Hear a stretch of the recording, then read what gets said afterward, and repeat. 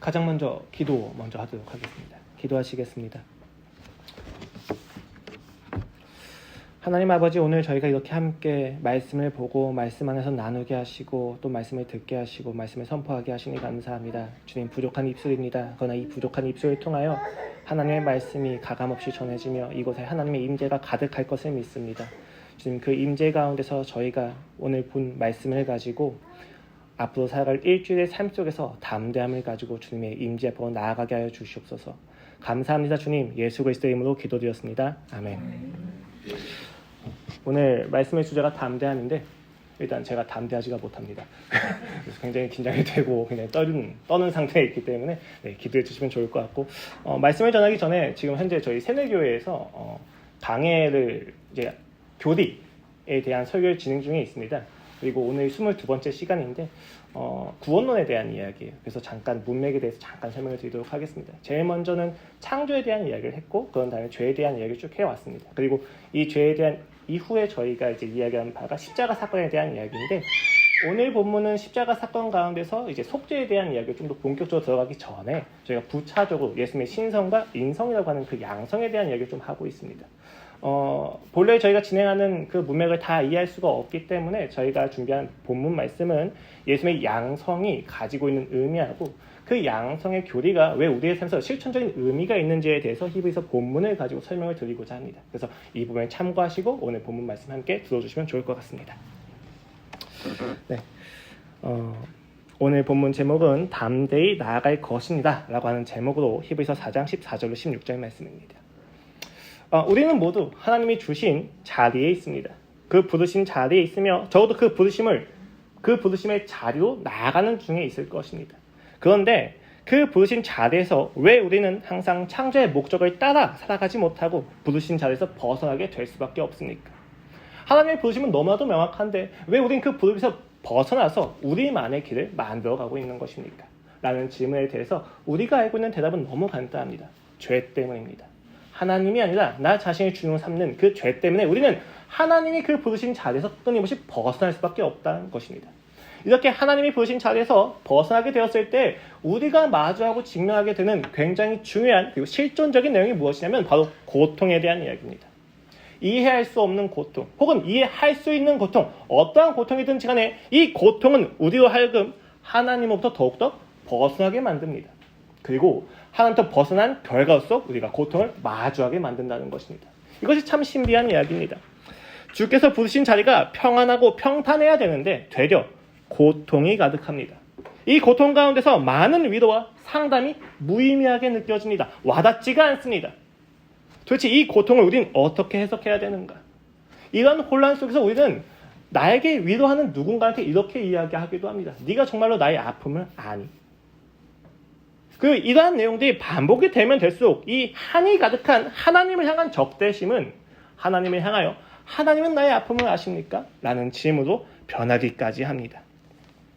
이 질문은 굉장히 중요합니다. 왜냐하면 하나님이 나의 고통을 모르신다면 이 고통을 해결해 줄 수가 없기 때문입니다. 내가 생각하는 고통과 하나님이 생각하는 고통의 내용이 다르다면 하나님이 나의 고통을 해결해 준다고 하셔도 내 고통은 해결이 안 되지 않겠습니까? 하나님이 정말로 나의 고통을 아시는가? 라는 질문이 우리의 삶에서 올라올 수밖에 없다는 것입니다. 우리의 고통이 너무 깊어서 누군가의 위로가 와닿지 않을 때 참된 위로는 어디서부터 오는 것입니까? 우리의 시선은 어디를 향해야만 합니까? 오늘 본문은 그 대답은 매우 적절해 보입니다. 우리의 시선이 예수 그리스도에게로 나아가야 된다는 것을 오늘 본문이 너무 명확하게 보여주고 있기 때문입니다. 히브리서 전체는 당시 2세대 그리스도인들, 즉 사도들 대부분의 이제 예수님을 실제로 보고 듣고 했던 사도들이 죽고 나서 2세대 그리스도인들이 신앙생활을 하는 가운데서 로마의 핍박이 굉장히 극심해진 때예요. 이 핍박이 가득한 때에도 그들은 잘 버텨왔는데 아무리 버텨도 예수님이 다시 오지 않습니다. 이 가운데서 혼란을 겪고 있는 자들이 그 핍박을 잠시나마 피하기 위해서 선택한 방법이 유대인, 다시 회당의 문화로 돌아가는 것이었습니다. 그 유대교로 문화로 돌아가는 그 가운데에서 히브리서 저자는 이야기합니다. 너희가 유대교로 다시 돌아간다면 너희는 그 예수 그리스도의 은혜를 잘 모르는 것이며 너희가 다시 돌아간다면 너희는 다시는 예수 그리스도에게 돌아올 수 없을 것이다. 왜냐하면 예수님이 최고이시기 때문이야. 여기 최고이시다 라는 내용을 히브리서 전체는 굉장히 자세하게 풀어나가고 있습니다. 예수 그리스도의 존재가 천사보다 위대하시다. 예수 그리스도의 존재가 모세보다 위대하시다. 예수님이 하신 사역은 너희가 지금까지 했던 모든 대제사장들보다 가장 탁월한 대제사장이시다. 너희는 레위 지파에 따르는 대제사장을 믿지만 예수 그리스도는 멜기세덱, 어디부터 연원하는지 모르는 그 초월적인 대제사장의 반열에서 진짜 제사를 이루고 계시다라는 이야기를 하고 있습니다. 예수님을 떠나면 너희의 구원이 어디 있겠느냐라고 묻는 것이 바로 히브리서인 겁니다. 그런 점에서 히브리서는 신약서신 전체 중에서도 예수님의 신성을 굉장히 강조한 서신 중에 하나입니다. 요한복음과 비견될 정도인 것이죠. 그런데 그런 신성을 강조하는 히브리서가 조금 다른 독특점이 있습니다. 그것이 무엇이냐면 예수님의 인성에 대해서 굉장히 강조를 함께 한다는 것입니다. 이런 부분이 이제 나중에 교리적으로 보면 고기독론이냐 저기독론이냐 굉장히 많은 이야기가 있지만 오늘 조금 더 실천적으로 이야기를 해봅시다. 오늘 본문을 보시면은 이렇게 이야기합니다. 그는 하나님의 아들이시나 우리의 연약함에 동정하실 수 있다. 여기 동정이라고 하는 단어는 헬라어로 쉼파데오라고 하는 단어인데 이 단어는 함께 고생하다, 같은 경험을 하다 라는 뜻을 가지고 있습니다. 그래서 실제 교보들이나 그 요세포스 같은 경우는 이런 용례를 어떻게 사용하냐면 동료의식을 가지고 있다 라는 식으로 표현을 하기도 합니다. 굉장히 놀라운 점이죠. 예수님이 우리와 같은 삶을 겪으셨다는 것입니다. 오늘 본문은 이것을 똑같이 시험을 받으셨다라고 이야기합니다. 그런데 여기서 의문이 듭니다. 똑같은 시험을 받으셨다고 이야기하지만 그는 죄가 없지 않으셨습니까? 죄가 없는 그분이 우리와 같은 시험을 받는다? 이상한 것입니다. 죄가 있는 우리가 당하는 시험과 죄가 없는 그분이 당하는 시험은 어떠한 차이가 있겠느냐라는 이야기예요. 죄가 없으신데 시험을 받았다? 그것은 진짜 시험이 아니지 라는 마음이 올라올 수도 있기 때문입니다. 애초에 죄가 없는 그분이 어떻게 시험을 받으실 수 있는가? 애초에 죄가 없는 그분이 죄 있는 자들이 받는 시험과 같은 시험을 받을 수 있다라고 이야기할 수 있는가? 여러 가지 의문이 듭니다. 물론 성경은 이 의문에 대해서 해결해 주지 않습니다. 설명하지 않고 선포하고 있는 중에 있습니다. 그럼에도 불구하고 성경은 오늘 본문에서는 특히 그러므로 라고 하는 것을 가지고 논지를 진행해 나갑니다. 그가 우리와 같은 시험을 받아 우리를 아시기 때문에 우리의 연약함을 동정하실 수 있기 때문에 우리는 긍휼을 받고 은혜의 보좌 앞에 담대히 나갈 수 있다는 이야기예요. 여기 되게 중요한 이야기죠. 그러므로라고 하는 접속사는 앞에 있는 내용을 근거로 해서 이야기를 하는 거예요. 그럼 지금 앞에 있는 내용을 정확히 이해하지 못한다면 우리는 하나님의 은혜를 향하여 하나님의 임재를 향하여 그 은혜의 보좌를 향하여 담대하게 나갈 수 없을 수도 있다는 것입니다. 그러면 우리는 오늘 본문에서 그리스도께서 우리의 연약함을 동정하신다는 것이 어떠한 의미인지 이것이 어떻게 가능한지에 대해서 조금 더 깊이 이야기를 해보고자 합니다. 이것을 알았을 때 그가 우리의 고통을 아신다는 것을 동정하신다는 것을 우리가 알았을 때 우리는 오늘 우리가 직면하고 있는 여러 가지 고통과 고난과 아픔들 속에서 우리의 시선이 어디를 향해야 되는지에 대해서 알 수가 있을 것입니다. 이것은 비단 성인만의 문제가 아닙니다. 오늘 여기 함께 앉아있는 학생들 역시도 고통 가운데 있는 줄로 압니다. 학교 다니고 있죠. 그렇죠? 학교에서 굉장히 많은 고통이 있어요. 공부도 해야 되고 친구 관계도 해야 되고 게임은 하고 싶은데 또 공부는 해야 되고 나가서 축구하고 싶은데 또 공부해야 되고 그렇죠? 공부 자체가 고통이죠. 사실상. 그렇죠? 네. 이러한 모든 고통 속에서 어떻게 예수님이 대답이 될 수 있는가 우리가 조금 더 깊이 살펴보고자 합니다. 오늘 본문에서는 그가 시험을 받으셨다라고 이야기합니다. 성경에서는 이 시험을 받는다고 하는 단어가 두 가지가 있어요. 도키마조가 있고 페이라조가 있습니다. 보통 도키마조라고 하는 단어는 대부분의 용례와 강조가 입증하다라는 점에 좀 가까워요. 하나님이 우리를 시험하신다고 했었을 때 우리 안에 믿음이 있는지 없는지 보신다라고 하는 테스트 의미가 있지 않습니까? 이것이 도키마조입니다. 페이라조 같은 경우는 템테이션의 의미가 좀 더 강합니다. 즉 유혹한다는 거죠. 사단이 우리를 유혹한다, 시험한다라고 했었을 때 보통 페이라조였습니다. 물론 이 두 가지 단어는 절대적인 뜻이 아니라 상호 교환적으로 사용될 수 있다는 점을 우리가 염두한 상태에서 오늘 본문을 보시면 오늘 본문에서 시험을 하신다는 단어는 템테이션에 가까운 페이라조입니다. 즉 유혹한다의 의미가 좀 더 강하다는 거죠. 예수님께서 모든 일에 우리와 같이 한결같이 죄를 짓는 것으로 유혹을 당하셨다는 것을 의미합니다. 그런데 히브리서 전체의 의미가 극심한 핍박 속에서 도망가지 말 것에 대해서 믿음을 지킬 것에 대해서 권면한다는 점에서 단순히 예수님이 죄에 대한 유혹을 받으셨다에 대해서만 이해하기로는 조금 부족하다는 것입니다. 그러니까 이런 혼란 속에서 우리가 굉장히 도움을 많이 받을 수 있는 게 존 오웬 목사님의 시험이라고 하는 책이에요. 존 오웬 목사님이 시험에 대해서 정의하시고 서술하실 때 굉장히 탁월한 방식으로 하십니다. 그분은 그 두 가지를 모두 통합시키십니다. 그는 시험을 이렇게 이야기합니다. 시험이란 하나님께 온전히 순종하기에 적합하지 않거나 모자라는 상태. 여러분 지금까지 우리가 기독교 문화 안에서 나 시험 받았어. 나 시험 중에 있는 것 같아 라고 이야기를 하면 대부분은 교회 내 어떤 분들이 어떤 스캔들을 일으켰다거나 신앙을 믿어가는 것에 있어서 굉장히 큰 문제가 있다거나 설교를 듣는 중에 저희 아이가 뒤에서 쿵쿵쿵 소리를 낸다거나 하는 부분에 저희는 시험을 받는다고 이야기를 해요. 무슨 이야기입니까? 외부적인 무언가가 나에게 영향을 끼쳤다는 거죠. 근데 지금 존 오웬 목사님께서 시험을 정했을 때 굉장히 탁월한 전환을 일으키십니다. 무엇이냐면 밖에 시험이 있는 것이 아니라 하나님을 향하여 온전히 바라보지 못하는 나의 상태 자체가 시험이라는 거예요. 이것이 굉장히 혁명적인 이유는 무엇이냐면 결국은 모든 일상이 시험이 될 수 있다는 거예요. 심지어 예배드린 건 역시도 내 마음이 하나님을 향하지 않는다면 시험이 될 수 있다는 것입니다. 오늘 본문에서 예수님이 시험을 당하셨다는 이야기는 바로 그런 이야기입니다. 예수님도 이 땅에서 하나님을 향하는 마음에 있어서 부단히 노력을 하셔야만 했다는 것입니다. 그 분들의 관계는 너무나도 탁월하고 너무나도 긴밀해서 우리가 감히 의심할 수 없지만 예수님 역시도 이 땅에서 하나님이 아닌 다른 세상을 향하여 가치를 두는 무수히 많은 유혹 속에 있으셨다는 거예요. 그래서 그 모든 유혹 가운데서 예수님이 더욱더 순종하기 위하여 더욱더 하나님께 집중하시기 위하여 하셨던 것이 매일 새벽마다 나가서 기도하신 겁니다. 만약에 예수님이 아무런 노력도 하지 않은 상태에서 하나님과의 관계가 보장이 되어 있다면 그렇게 노력을 하지 않으셨을 것입니다. 그러나 우리는 성경을 보았을 때 볼 수 있습니다. 예수님은 누구보다 치열하고 간절하고 처절하게 하나님께 집중하시려고 노력하셨습니다. 기도하셨습니다. 예수님은 그러한 시험을 우리와 같이 받으셨습니다. 거센 시험의 유혹으로부터 벗어나기가 쉽지 않았다는 것입니다. 물론 혹자는 여기에 대해서 그가 죄가 없으신데 어떻게 유혹을 당할 수 있느냐라고 물어볼 수 있습니다. 그러나 여러분 원죄를 생각해 보십시오. 아담과 하와 역시도 무죄한 상태였으나 그들의 유혹을 받아서 죄에 빠졌습니다. 죄가 있고 없고랑 상관없이 우리의 삶에는 항상 유혹이 있을 수 있다는 것입니다. 시험이 있을 수 있다는 것입니다. 조금 더 나아가 볼까요? 무죄한 상태에서 예수님이 받으시는 시험은 우리가 받는 시험보다 조금 더 덜한 것이고 조금 쉬운 거야 라고 생각할 수 있겠지만 여러분 10개 문제에서 5개 정도의 문제를 틀리는 사람보다 1개의 문제도 틀려서는 안 되는 사람이 있다면 그 압박감은 당연히 1개의 문제도 틀려서는 안 되는 사람이 조금 더 강할 것입니다. 우리는 이 땅에서 예수 그리스도가 이루신 사역이 있기 때문에 칭의의 사역이 있기 때문에 대속의 사역이 있기 때문에 아무리 넘어져도 괜찮습니다. 물론 이것이 우리의 방종을 이끌어가지는 않아야 되겠죠. 그러나 예수님은 단 한 번도 넘어지셔서는 안 되셨습니다. 그렇다면 여러분 누가 더 큰 압박감 속에 있었겠습니까? 누가 더 치열하고 누가 더 정말 그 신랄 같은 그 길을 가야만 하는 긴장감 속에 있었겠습니까? 예수님이셨을 것입니다. 그런 예수님이 우리의 아픔을 알 수 없으시다? 라고 이야기하는 것은 그가 아픔을 알 수 없다는 것을 증명해야만 하는 감정이 있는 것이죠. 내 아픔 좀 알아주세요. 라는 것에 가깝다는 것입니다. 조금 더 깊이 나아가 봅시다.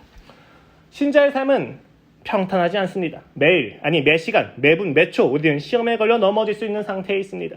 우리는 매일 악한 세상의 거센 저항 앞에서 하나님에서 시선을 돌리도록 종용받고 있는 것과 같습니다. 하나님을 향하는 나의 사고방식과 나의 시선이 잘못된 것처럼 느껴져요. 세상 사람들과 함께 살다 보면 세상이 맞는 것처럼 느껴집니다. 교회를 개척하시고 말씀을 붙잡고 살아가는 그 삶이 너무나도 어리석게 느껴집니다. 심지어 교회 안에서도 죄를 선포하고 교리에 대해서 이야기하는 것이 진부하게 느껴지면서 보다 마케팅적이고 조금 더 자극적인 무언가 말씀을 전하는 것이 당연한 것처럼 이야기합니다. 우리는 그러한 시대에 살고 있습니다. 너무 많은 시험의 세대에 살고 있습니다. 우리가 하나님께 시선을 맞추는 것이 어리석게 느껴지는 인생을 살고 있습니다. 그 파도 앞에서 좌절하고 절망하며 나아갈 힘을 잃게 될 때가 있습니다. 그럴 때 오늘 본문은 예수님 역시 이러한 고통을 아신다라고 이야기합니다. 그는 우리의 넘어짐을 아십니다. 하나님을 바라보고 싶지만 이 세상 가운데 살기 때문에 그를 향한 시선을 돌려서 내가 다시 한번 세상을 살다가 그 하나님의 부르심을 통해서 다시 한번 회심하게 되는 그 역사 가운데서 주님 나는 왜 넘어져야만 합니까? 주님 왜 나는 주님을 바라보지 못합니까? 하는 그 절규와 호소를 주님께서 아신다는 것입니다. 고통에 매몰되어 있을 때 주를 바라보지 못하는 그 무능력 가운데 있을 때 그 무능력과 절망을 그도 겪으셨기에 그는 우리를 아신다라고 이야기합니다. 그는 우리의 연약함을 동정하신다라고 이야기합니다. 이것이 굉장히 은혜로운 이야기지만 때때로 누군가한테는 이 사실이 굉장히 불편하게 느껴지기도 합니다.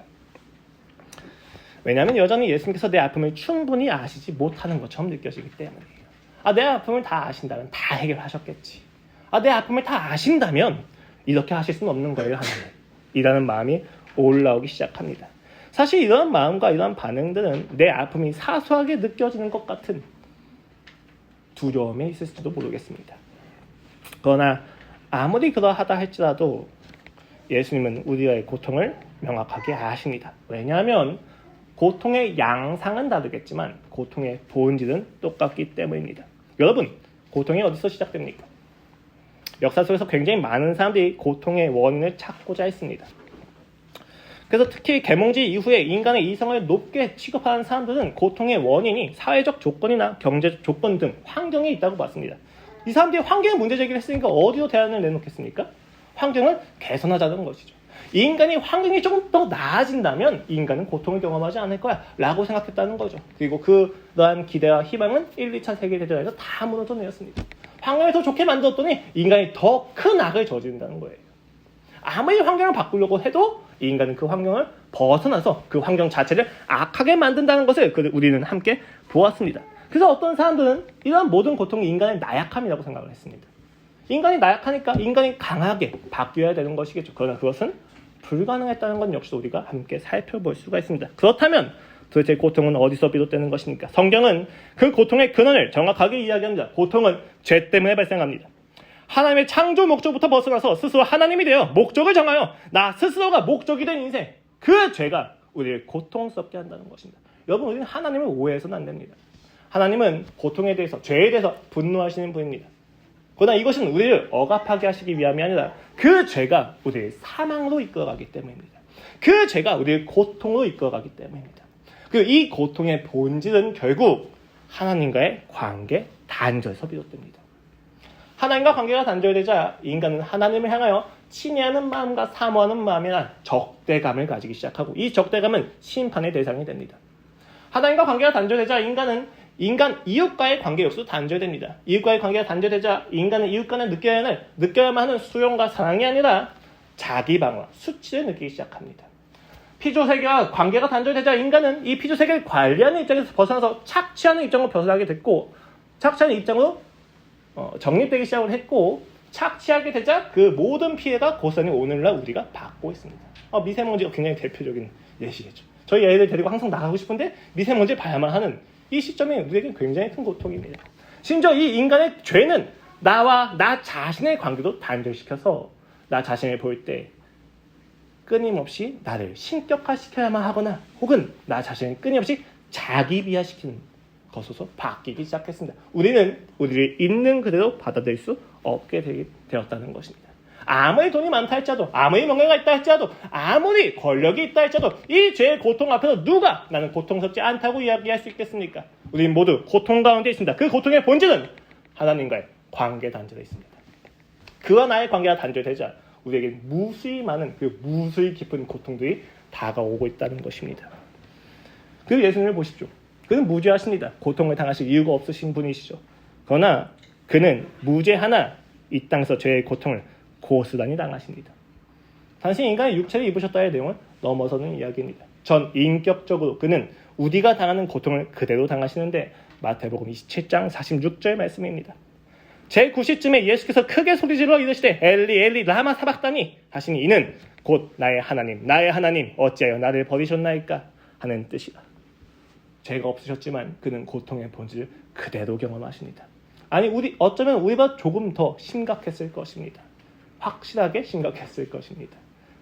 창조 이래로 단 한순간도 떨어지지 않았던 하나님 아버지와의 관계가 끊어지는 순간 예수님은 시편 22편을 인용하시면서 왜 나를 버리십니까? 유기에 대한 절규와 호소를 하기 시작하십니다. 예수님 우리의 아픔을 모르신다. 당신은 나의 아픔을 알지 못합니다. 라고 하는 이야기가 굉장히 작게 느껴집니다. 예수님은 누구보다 이 아픔을 아십니다.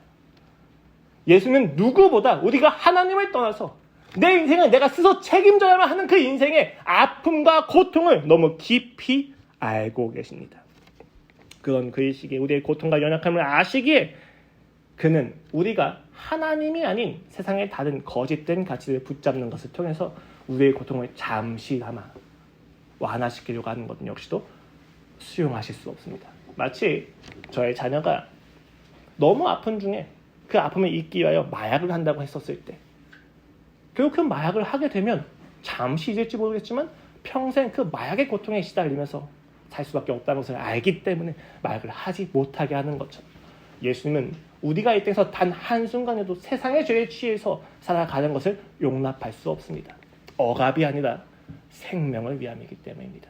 네가 진짜 행복하기 위해서, 네가 진짜 고통을 당하지 않기 위해서 너에게 필요한 건 세상이 아니라 바로 하나님 아버지란다 라는 것이 예수 그리스도의 십자가 사건이었다는 것을 우리는 기억해야만 합니다. 그래서 히브리서 기자는 5장에서 이와 같이 이야기합니다. 그가 무식하고 미혹된 자를 능히 용납될 수 있는 것은, 여기 무식과 미혹은 당시 배경에서 배교하는 자들까지 이야기할 수도 있습니다. 자기도 연약에 휩싸여 있습니다. 그가 그 고통을 아시기에 그는 그 고통을 이해하시고 흔들림을 수용하시면서 절망을 용납할 수 있습니다. 그런데 잠깐 시선을 돌려봅시다. 우리는 어떻습니까? 우리는 우리의 넘어짐을, 우리의 고통과 흔들림과 절망을 어떻게 해석하고 있습니까? 아, 나를 사랑하셔서 예수님이 나를 위해서 죽으셨는데 내가 이렇게 살면 안 되지라고 하는 부채감으로 나 자신을 좀 더 정죄하고 있지는 않습니까? 아닙니다. 예수님은 우리가 넘어질 것을 너무 분명하게 하셨습니다. 야, 내가 십자가 질 테니까 내가 부활할 거니까 너 똑바로 살아? 이렇게 하신 적이 없습니다. 내가 십자가 질 건데 너는 넘어질 거야.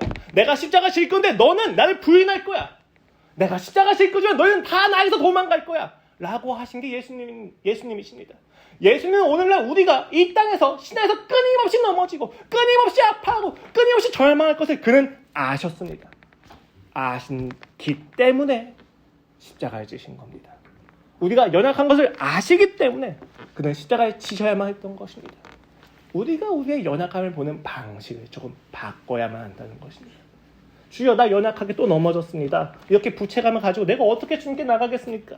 주여, 내가 술을 한 잔 또 마셨습니다. 내가 이 술을 마신 상태에서 어떻게 기도하겠습니까가 아닌 거예요. 주여, 내가 넘어졌습니다. 넘어졌기 때문에 주님이 더 필요합니다.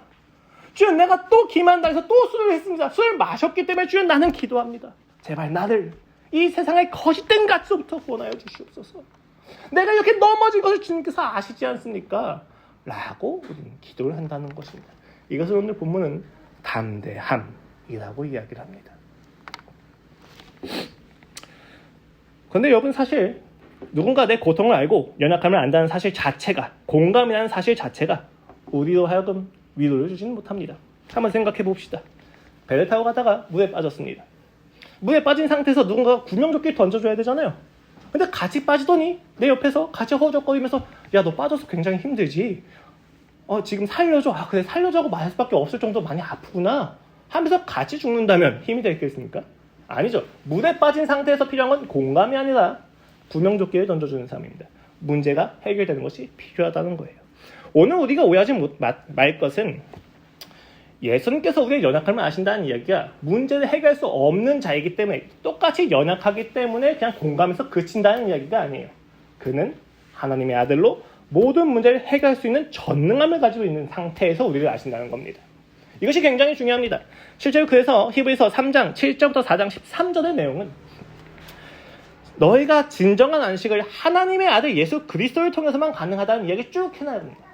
그리고 이제 그 4장 14절 말씀이 진정한 안식의 주인이신 예수님에 대해서 요약을 하는 부분인데 이렇게 이야기되어집니다. 그러므로 우리에게 큰 대제사장이 계시니 승천하신 이 곧 하나님의 아들 예수시라. 우리가 믿는 도리를 굳게 잡을지어다. 예수님을 어떻게 표현하고 있습니까? 하나님의 아들. 단순한 아들도 아니고 승천하신 하나님의 아들이라는 것입니다. 예수님의 신성이 완전히 이렇게 나타나고 있는 중에 있는 거죠. 예수님이 하나님이시기 때문에 그 하나님이 우리의 아픔을 아시는 것이 힘이 될 수 있다는 것입니다. 이것은 굉장히 중요합니다. 여러분, 고통을 알아주는 것이 중요한 것이 아니라 고통을 누가 아느냐가 중요합니다. 나의 모든 고통을 해결할 수 있는 분이 나의 고통을 안다고 이야기했었을 때 비로소 신자는 힘을 낼 수 있다는 것입니다. 그때 비로소 신자는 담대함을 가질 수 있다고 이야기하는 것입니다. 여러분, 생각을 해보십시오. 요셉의 이야기 속에서 우리가 감격하는 이유가 무엇입니까? 그가 용서를 했기 때문에 그냥 여러분 우리 다 용서하고 싶어 하진 않습니다. 용서 자체가 우리가 요셉의 이야기를 매력적으로 느끼게 하진 않습니다. 그가 성공했기 때문에 그렇게 따지면 여러분 신약서신 내에서 죽어가는 모든 사도들의 이야기는 우리한테 감격이 되지 못할 것입니다. 우리에게 요셉의 이야기가 그토록 매력적인 이유가 무엇입니까?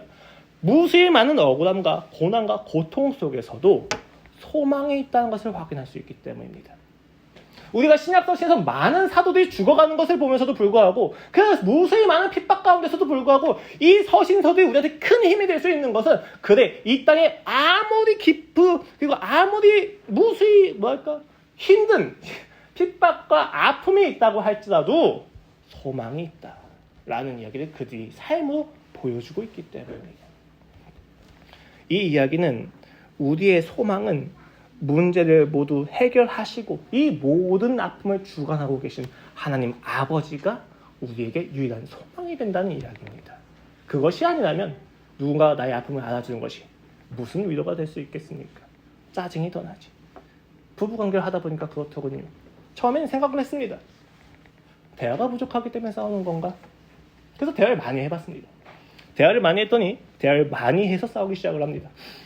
그래서 이게 내가 너무 문제 해결로 이렇게 대화를 해서 문제인 건가? 생각을 해서 공감을 좀 더 많이 했습니다.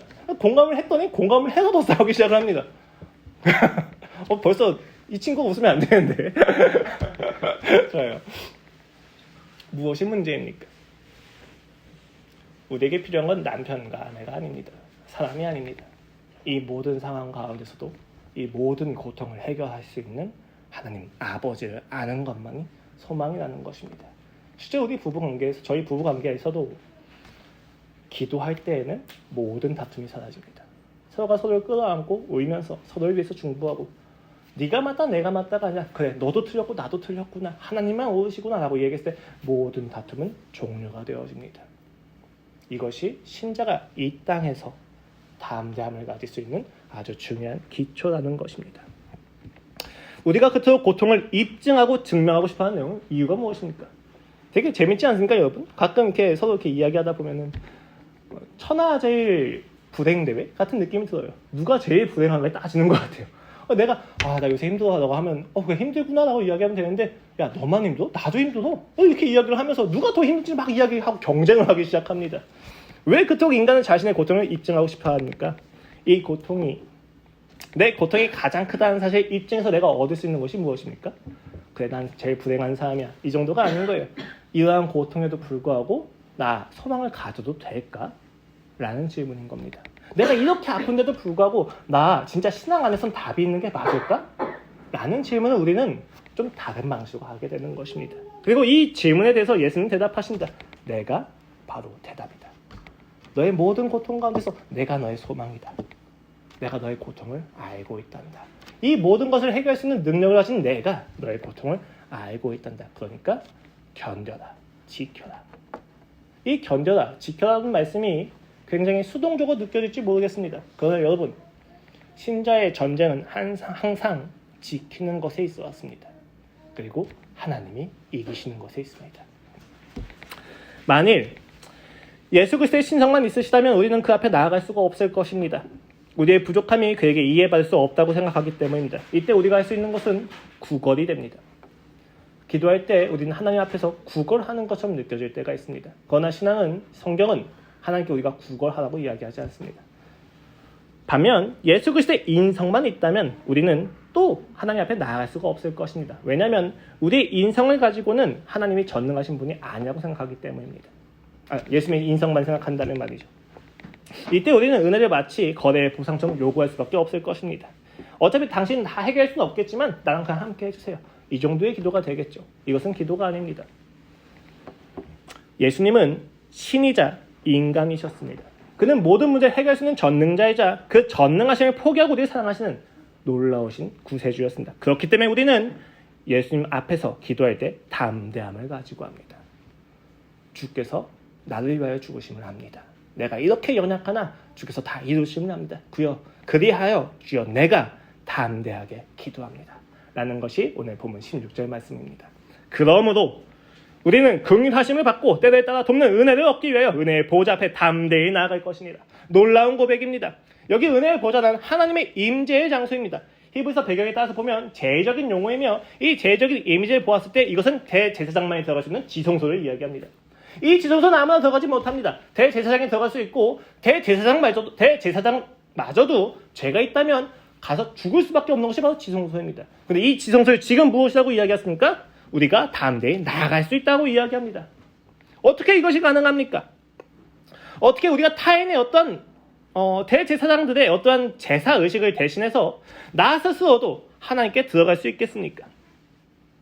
예수 그리스도께서 우리 위하여 죽고 부활하셨다는 그 사실이 우리를 하여금 그 지성소로 담대하게 들어가게 합니다.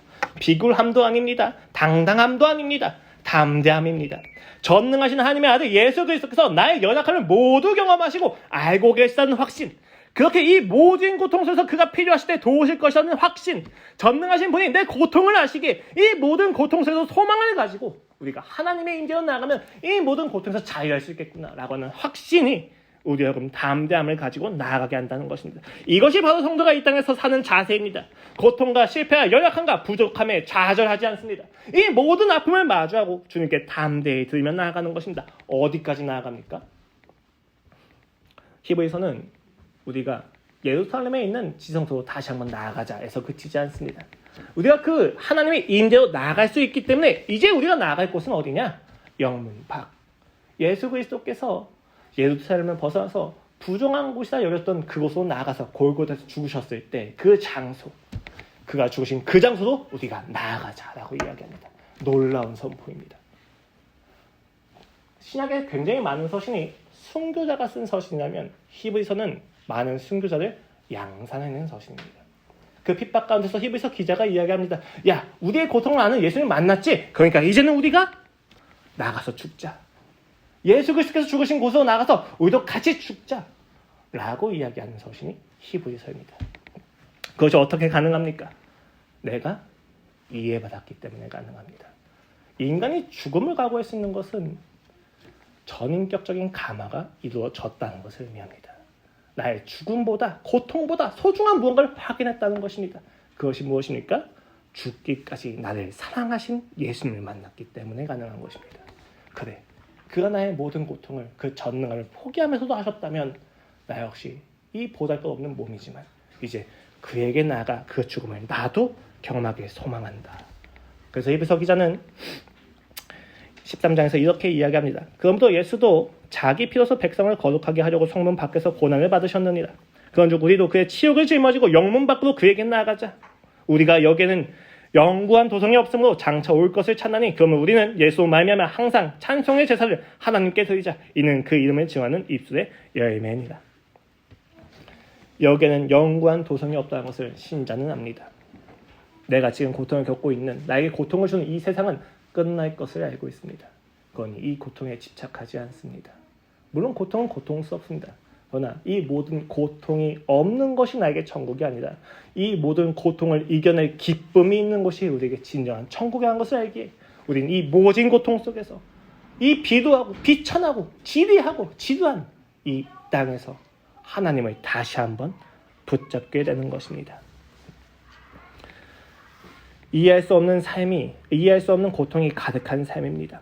때로는 그 고통의 이유를 타인에게 찾아서 타인을 비난하며 살기도 하고, 때로는 자신에게 찾아서 자신을 정죄하며 자책감에 자조적으로 체념하며 살았습니다. 무엇이 문제일까? 왜 이리 고통스러운가? 이 고통을 도대체 누가 알 수 있는가? 누가 이 고통에서 나를 구원할 수 있는가? 이 모든 질문의 끝에서 예수님을 만나십시오. 어느 누구도, 어떤 사람도 여러분의 고통을 해소할 수 없습니다. 오로지 예수님만이 그 고통을 이해하시고 그 고통에서 우리를 자유하게 하십니다. 그리고 그 자유한 상을 경험하게 되면 이렇게 이야기할 수 있습니다. 16절 말씀입니다. 오직 선을 행함과 서로 나누어지기를 잊지 말라. 하나님은 이 같은 데서 기뻐하시느니라. 그렇게 담대하고 그렇게 강력한 말씀을 전한 히브리서 기자가 이야기하는 권면은, 야, 선을 행하고 서로 사랑해라. 이웃 간에 서로 나누어 주어라 라는 이야기입니다. 이것을 바울시고 이야기하면 이렇게 이야기할 수 있을 것입니다. 고린도후서 4장 12절 말씀입니다. 그런즉 사망은 우리 안에서 역사하고 생명은 너희 안에서 역사하느니라. 이것이 신자가 이 땅에서 살아야만 하는 태도입니다. 우리는 고통을 이해받았기에 누군가의 고통을 이해할 수 있는 존재가 되어집니다. 우리는 고통을 이해받았기 때문에 누군가의 고통 앞에서 내가 더 고통스럽다거나 야, 너 이게 답이니까 이렇게 살아야지라고 정죄하지 않고 그가 충분히 예수님을 바라볼 수 있을 때까지 기다려줄 수 있는 인생이 될 수 있습니다. 기다리면 힘듭니다. 여러분 아시지 않습니까? 사랑을 받는 것보다 사랑을 하는 것이 훨씬 고통스럽습니다. 아이러니컬하죠. 사랑을 하는 것이 고통스럽다니. 근데 사랑을 하면 원래 더 고통스러워집니다. 다만 이 모든 고통을 넘어서는 기쁨이 있기 때문입니다. 기다려줘야 됩니다. 누군가가 나에게 아픔을 토로할 때 답을 이야기하기 전에 답이신 예수님을 만날 수 있도록 충분히 기다려주고 예수 그리스도의 음성에 따라서 우리는 그에게 복음을 전해야만 합니다. 이것이 신자가 이 땅에서 살아가는 담대한 인생이라 저는 확신합니다. 말씀을 이제 마치고자 합니다. 한 명의 여인의 이야기를 하면 이게 조금 더 잘 이해가 될 것 같아서 이야기 준비해봤습니다. 여기 누구보다 깊은 아픔에서 헤어나지 못하고 방황했던 여인이 있습니다. 아마 애정결핍인 것처럼 느껴졌습니다. 그녀는 애정결핍에 심각하게 시달리고 있었습니다. 아무리 노력해도 채워지지 않는 아픔이 있습니다. 아무리 노력해도 만족이 되지 않는 사랑이 있습니다. 그래서 그녀는 자신을 이용하는 사람들한테 자신을 맡깁니다. 잠시나마 자신의 고통과 애정결핍을 잊기 위하여 그녀는 자신을 이용하려고 하는 사람들한테 자신을 맡겨서 5번에 걸쳐서 결혼을 했고 5번에 걸쳐서 이혼을 했습니다. 결국 6번째 결혼을 통해서 인생을 이어나가고 있지만 여전히 그녀의 인생에 남편은 없습니다.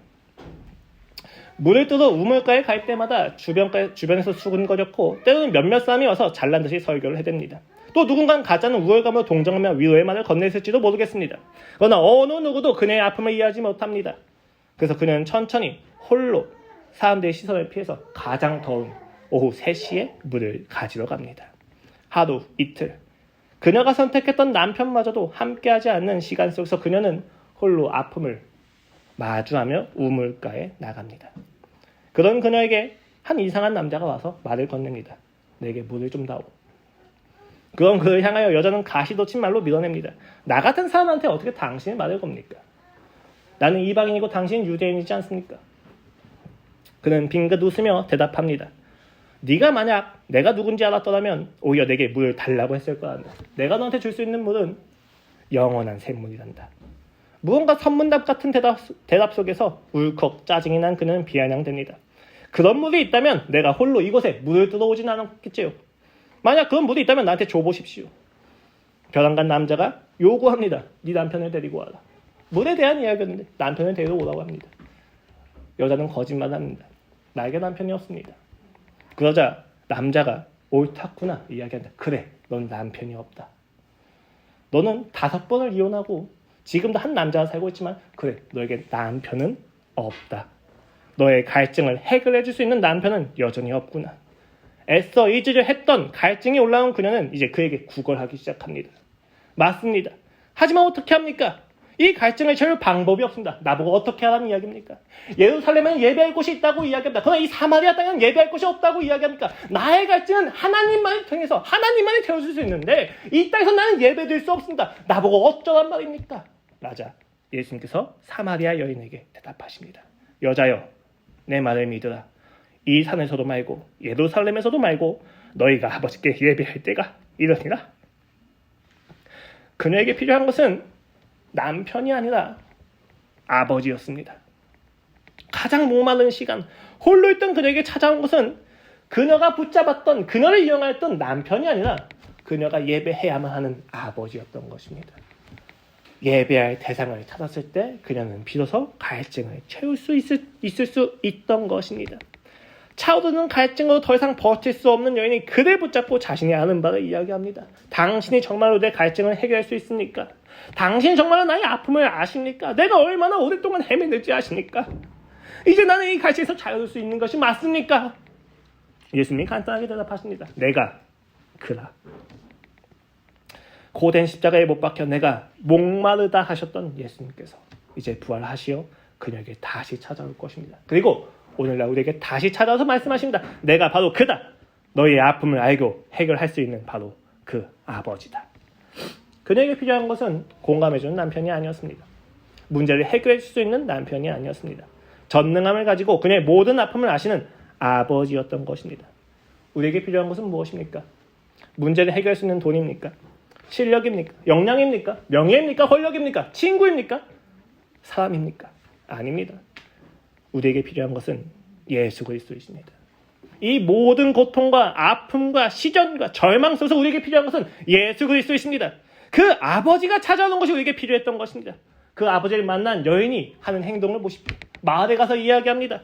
내가 행한 모든 일을 나에게 말한 사람을 와서 보라. 이는 그리스도가 아니냐 하니 놀랍지 않습니까? 그녀는 내가 행한 모든 일을 내게 말한 사람이라고 이야기합니다. 그동안 그녀가 행해왔던 모든 일은 수치였습니다. 숨겨야만 하는 일이었습니다. 그래서 모든 사람도 숨겨서 혼자서 우물로 가서 물을 기르던 사람이었습니다. 그런데 이제 그녀가 와서 이야기한다. 내가 모든 일을 행한 것을 아는 사람. 그녀의 모든 수치스러운 인생은 예수님을 만나자 간증의 도구가 됩니다. 우리가 그토록 숨기고 있던 그 모든 아픔은 예수님을 만나자 간증이 되어집니다. 그가 우리를 만났을 때, 이 고통이 나의 손에서 그의 손에 붙잡혔을 때, 이 모든 고통은 우리로 하여금 하나님의 놀라운 영광을 선포하는 수단과 재료가 되어질 것입니다. 지금 여러분의 고통을 누가 가지고 있습니까? 지금 우리의 고통을 누가 붙잡고 있습니까? 우리는 이 모든 고통이 하나님의 손에 붙잡히기를 소망하며 다시 한번 영문 밖에 계신 예수 그리스도의 십자가로 나아가야만 할 것입니다. 이번 한 주 예수 그리스도의 십자가로 나아가서 그 은혜가 여러분의 모든 고통을 간증으로 바꾸어 주기를 소망하겠습니다. 기도하겠습니다. 하나님 아버지 감사합니다. 오늘 이 시간 우리를 얽어맸던, 우리를 끊임없이 질척거리며 붙잡아왔던 모든 고통에 대한 회의와 혼란이 예수 그리스도의 십자가와 하나님의 임재 아래에서 간증이 되기를 소망합니다. 주님, 이 모든 고통이 주님을 만나기 위한 과정이었음을 알게 될 소망합니다. 그래야 이 모든 고통 가운데서 우리의 시선이 사람이 아니라 하나님을 향하기를 소망합니다. 하나님이 우리를 만나 주셨을 때, 당신이 우리의 아버지가 되었을 때 우리는 비로소 이 땅에서 담대하게 살아갈 수 있습니다.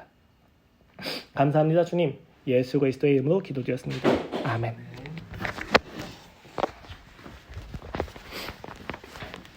다 같이 일어나서